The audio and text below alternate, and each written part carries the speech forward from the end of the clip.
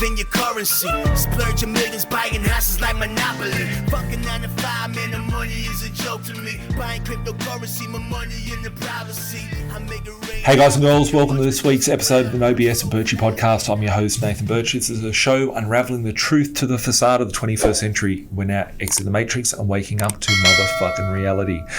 Today, I'm going to be talking about how I discovered that we live in the matrix, how I broke free from that, and what my journey, and it's a continual journey, to awakenment to the world that we've been born into, right? And I think to myself, you know, if you look at a child, for example, a kid's born, they spend the first 3 months just screaming, not open their eyes. You know, every 3 months a baby grows into a different sort of person and it's continuously growing. And there's a chemical in our body that gets released up until about the age of 12, which keeps us growing, keeps our mind developing, etc. Then it just sort of stops. And I think a lot of people just throughout life get beaten down from the schooling system, from propaganda, from brainwashing and whatnot, to accept the world for what it is and to be conditioned to be able to go out there and fit inside of that system and not ask any further questions. So for me, I was the obnoxious kid. I wasn't happy with life. I was failing school and all these sorts of things. I'm not trying to give you some little poor kid story. If I can look at me, I grew up in a bad life or anything. But it wasn't for me, right? I thought it was miserable. I looked at school, I was like, what am I going to do? Get a job and do this, or get a job and do that? I wasn't happy with what I was seeing out there. And I just looked for questions, and I sort of looked at calculations and mathematics and thought, well, I could replace these incomes pretty easy by 1, 2, 3, do this. And, that's what I taught myself at that point. But then I looked at it, I went out and did that. And once I was able to replace my income, and that's when the whole paradigm shifted, because I thought I had to behave in a certain way, right? So, for example, if we look at the history of my life, I look at, as an 18-year-old, I went out, got a job, had to wear a suit, a tie, cufflinks, all that sort of stuff. Yes, sir, no, sir, 3 bags full.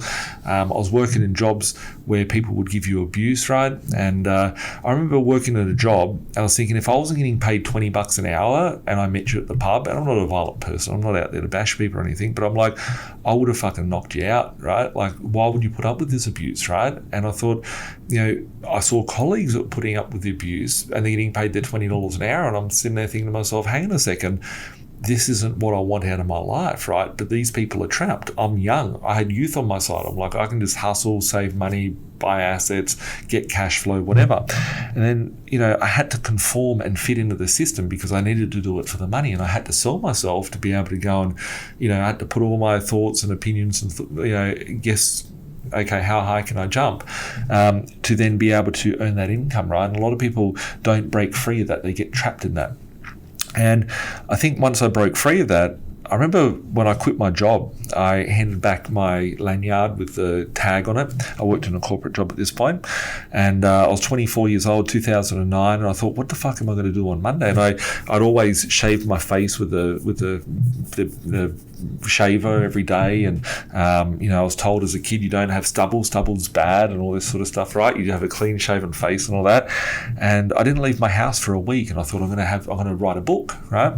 And I started writing a book. I never published it. I still got all bits and pieces of it all around the place.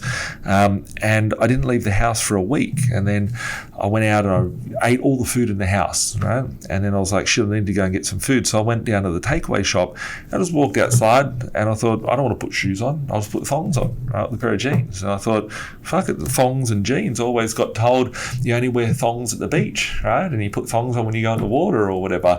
But I didn't think you could wear them with a pair of jeans. And I thought, well, I like wearing thongs with jeans. I'm not going to wear shoes anymore. And people tell me you must wear shoes. And I was like, I don't even own a pair of shoes today. I wouldn't even know what to do with a pair of shoes. I do, but you get my point. And I realized, like, getting through different levels of life, that there's always, some sort of gatekeeper. There's always an adversity to overcome. But then I realized, as I started my business career, as I started going out in the media, started going on TV and all these sorts of things, I realized that the world of control mechanism is very, very bad, right? The propaganda that's being talked about in the media, disgusting, right? There's no free speech on there. It's just there for an agenda that they force. They give you a script to go and read. I look at all the times I was on TV. I was on TV over 100 times, and it's like they package me up and go, this absolute dipshit of a human is 20 years old, he's 25 years old. If he can buy 20 properties, so can you, right?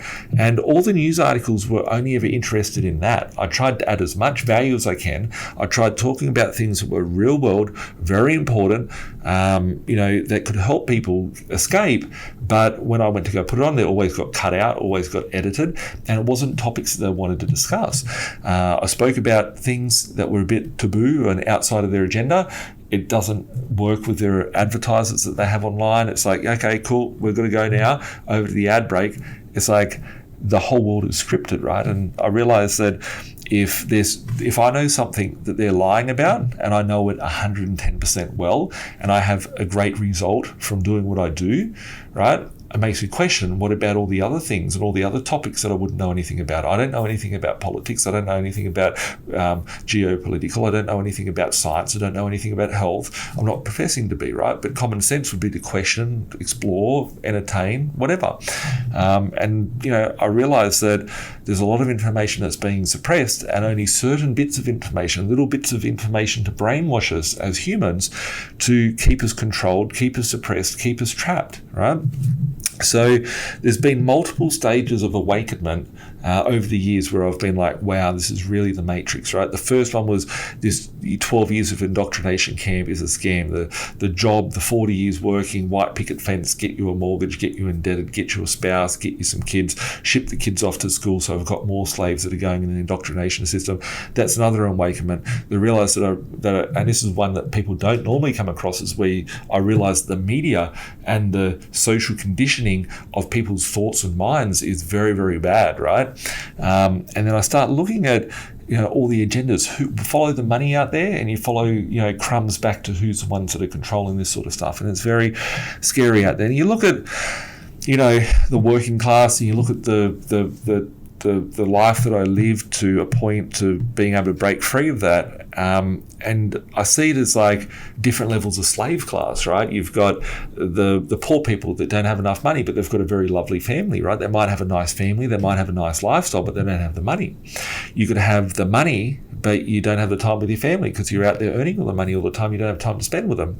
And I see that there's different levels, but everyone's trapped in this slave class. And it's how do you break free of being that slave? And you could just look at it to, the extent that I'm not for, taking advantage of a situation, but I'm not for communism. And I think the world is, there's too many people today wanting communism because there are too many lefties out there that are, certain agendas, and they say, oh, we should all be equal and hold hands and sing Kumbaya and stuff. But when you look at, there's people out there, there's a car yard that's a Ferrari dealership. You've got a Rolls-Royce dealership. Who's looked at what a Rolls-Royce Phantom sells for now, right? Rolls-Royce Phantom's like $1.5 million for a new Rolls-Royce. There's Lambos out there for over $1 million. And when you sit down and think about it, right, $1 million car with an average wage of 50 grand a year for an average Australian, that would take 20 years to save up without eating, putting food in your belly, without having a roof over your head, without paying taxes, without having clothing, without having basic necessities. That would be working 20 years, saving it all up to buy a fucking car that's a bit of metal, right? Which gets you to the same destination in the same sort of format as a $15,000 Kia, right? And you realize when you see that there's those things that are out there, it's like, how do these people be able to afford that, right? Who even makes those sort of things, right?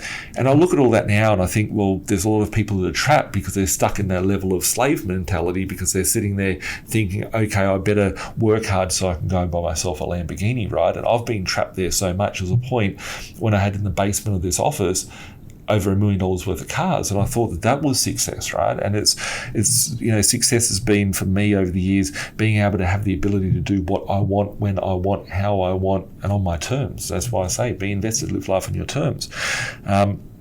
But when you start looking at things and breaking it down, it's like, how can someone be able to afford? And it's like, cracking the matrix is, how do you, yes, the matrix bad, right? If you go and watch the movie, right, yes, the world's shit and it's bad, but Neo understands that it's a fake world. He understands that, it doesn't really exist. Money doesn't exist. People go chase money. They literally sell their whole life. They sell their soul. They'll kill their neighbor. They'll do bad things for money. It doesn't even exist, right? It's what it gives you the ability to do. And once you understand that none of it exists, you can understand that you can have whatever you want out of this world that you live in. It's how do you make it happen? Lots of people do have values and beliefs in their system, but it's like, can you create that system and redefine that system to be able to work for you so you can take control of it and take control of your life inside of the matrix. So yeah, like I think that if I look at the last 20 years, it's been a great journey. It's been fun for me to do. There's been a lot of pain. There's been a lot of excitement. There's been lots of different hurdles. But I think the biggest it's been a journey, right? And that's what it was, there was a word it just came out, journey, right? That journey has been the fun thing. And most people are, whether it's from them not planning right or them not thinking about the actions and the ramifications of that, whether it be that they're taking emotional decisions, I always said, I see people that, my dad had to go work 2 full-time jobs. I've got family members that have got kids that have to work really hard and they don't have enough time to spend with their family. And I always said, people should be thinking about taking care of themselves before they start taking care of kids. But people don't plan these things, right? And that's where people get stuck in the trap. They go get a mortgage because they go, I better have a house to live in. But that's some sort of belief system buying into the system that you're going to be trapped and enslaved to pay that mortgage for the next 30 years, right? When I look at the decisions that I make, I try to outsource everything I do. I try and leverage everything I do. I look at it and I think, okay, yes, there's people out there with $1 million mortgage on their house. I could have $1 million worth of mortgage, but I could have 5 properties with 5 tenants. If one of those tenants drop dead and don't pay their rent, I've still got 4 tenants getting out of bed every day working for me, and they're giving me money so I can pay my mortgage. So I've outsourced the fact of me paying my mortgage. And it's being able to scale that and try to hack that sort of system that we're sort of in. So yeah, the matrix is all around us, right? Very, very big believer of the matrix. It's obvious, right? It is blindly obvious in the last 3 years. I think the biggest thing that we've come out of the last 3 years is that people have been able to question. It's shown me that 95% of the people don't question, they obey without questioning, but there is a small amount of people that go, hey, hang on a second, how about asking this question? How about taking this action? How about making this choice and making this decision? And, it's blatantly obvious that the matrix is all around us. So, on that note, I talk about trying to exit the matrix, right? If you need help working out your strategy on how you're going to escape from the matrix, you can reach out to us, 1300 367 925. Send us an email, admin@beinvested.com.au. Make sure you listen to us every week on podcasts, Apple Play, Google Play, Spotify, and on YouTube. We'll catch up soon. Keep being awesome. Bye for now. Like Bilal said, man, we're stuck in the matrix. This my advice, don't care if you take it. The dollar about to die, soon to be hyperinflated. This my 2 cents, don't care if you save it. Joint be decentralized and you will see you've been lied to the whole time, and it's the irony, cause they do the exact opposite. You become a slave to the system, enough your money, all they do is profit. There's no conspiracy theory, you better hear me. Crypto will set you free before the system does. I don't care if you do or you don't, but what I'm saying is the truth to the reason you choke. I never been a failure, excuse my behavior. Keep talking, haters doing me a favor. They all telling lies, I know what they been telling you. I'm the opposite, the Donald Trump of Australia. It's amazing, here for the taking. My time is never wasted, yes, getting wasted. These girls say I'm really breathtaking. I can't help it if I really misbehaving.